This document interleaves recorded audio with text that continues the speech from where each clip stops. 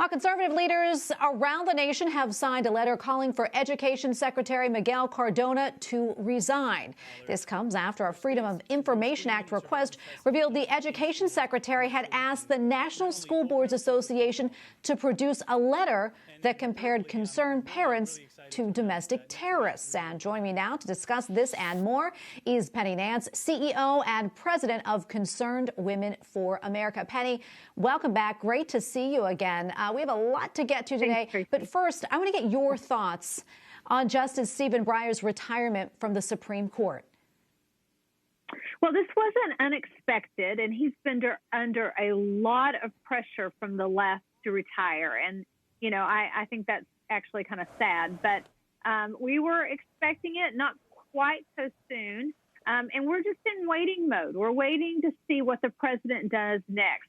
We have said that this is an opportunity for the president to follow through on his promise to create unity in the country. He should appoint a constitutionalist justice, a judge. And so we've got a long process to get through. We'll see what happens. But it's going to be a battle, I believe. Yeah, I want to go back to that letter I mentioned before. There were a lot of signatures on that letter, including yours. Can you talk to us about why you think Secretary Cardona should resign? And also, has there been any reaction to the letter?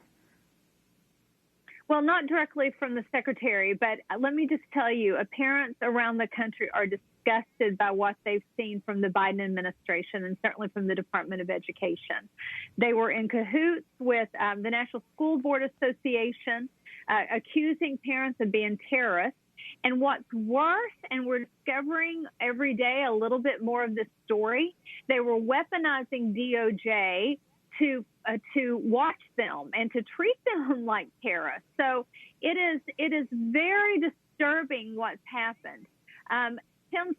Senator Tim Scott, a great man from South Carolina, has pulled together a letter from, I think it's 23 senators who are looking into this as well. There is a lot of concern as parents are discovering this sort of attitude within the Biden administration that once they drop their kids off at the schoolhouse door, they become property of the state.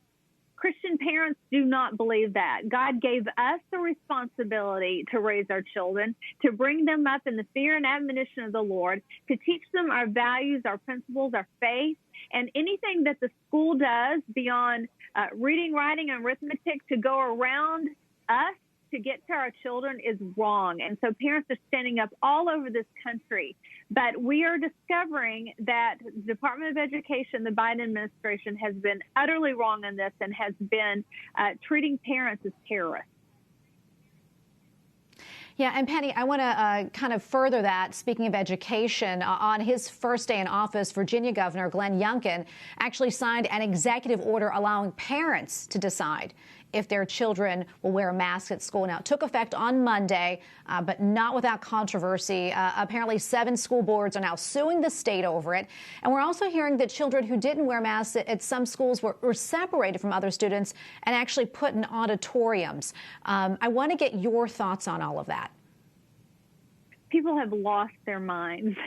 You know, it is outrageous what we've seen from the unions, the teachers' unions, the way that they, at the beginning of the pandemic, I guess, decided that they were not essential workers. They relegated children to Zoom calls. Our children in America have fallen so far behind in their education. You have entire swaths of children in struggling neighborhoods that without a miracle and with some real intense effort will never catch up. And it's the very kids that they pretend or purport to actually care the most about. It's not true. Parents are working very hard to care for their children. Parents are in the best position to judge what their children need. And so simply, Governor Youngkin said, parents should make the decision.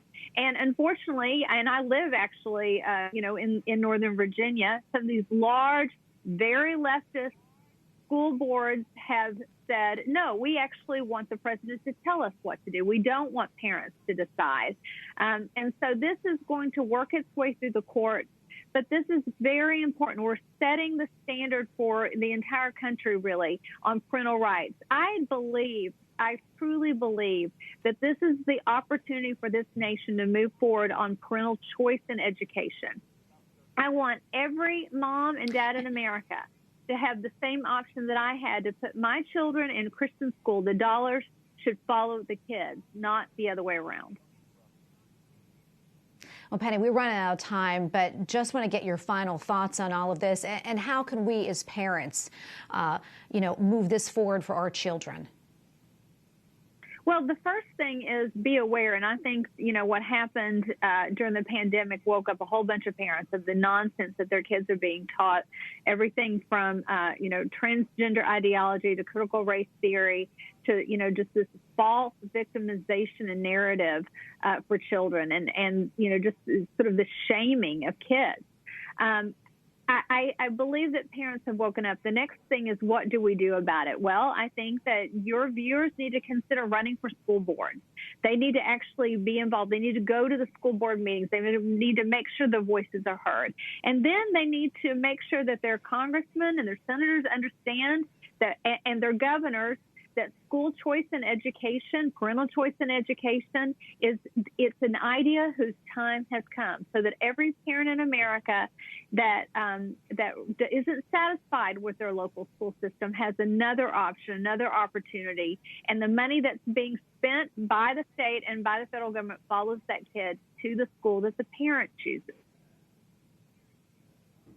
Well, Penny, we're going to leave it right there. Thank you so much for your time. Always great to be with you. Thank you. God bless you.